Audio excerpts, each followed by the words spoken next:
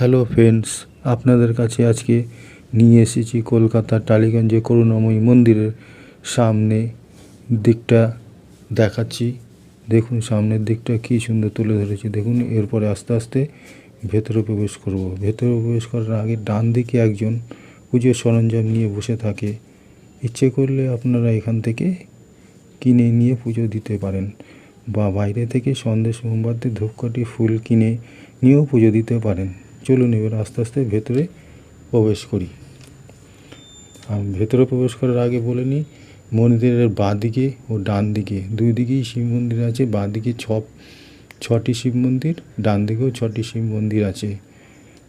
আপনাদের একটু পরেই আমি শিব মন্দিরগুলো দেখাচ্ছি। দেখুন, আর যেতে যেতে দেখছি কী সুন্দর ফুল সামনে শোভা, দারুণ লাগছে দেখতে জায়গাটা। দেখুন কী সুন্দর জায়গাটা।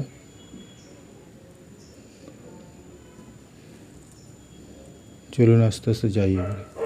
এই যে শিব মন্দিরগুলো দেখুন কী সুন্দর।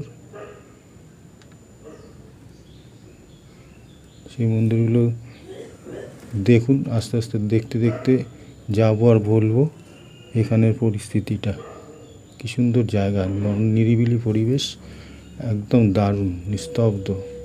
আসলে খুব ভালো লাগবে আপনাদের, যারা আসবেন এখানে খুব ভালো লাগবে।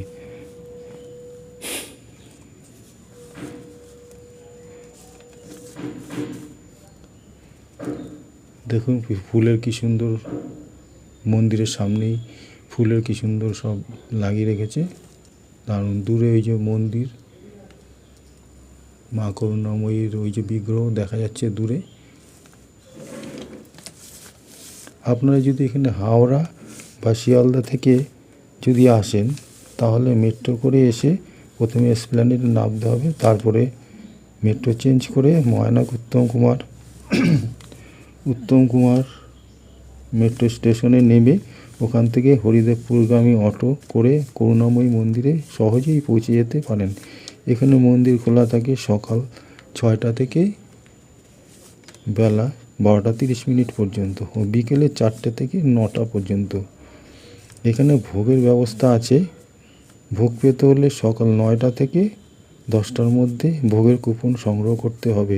রোজই এখানে ভোগ খাওয়ানো হয়, নিরামিষ ও আমিষ দু ধরনের ভোগের ব্যবস্থা আছে। নিরামিষ ভোগের কুপন 101 টাকা ও আমিষ ভোগের 200 টাকা। তাই প্রত্যেক শনিবার করে এখানে সবাইকে বিনামূল্যেই কুপন দেওয়া হয়। দেখুন কী সুন্দর ফুলের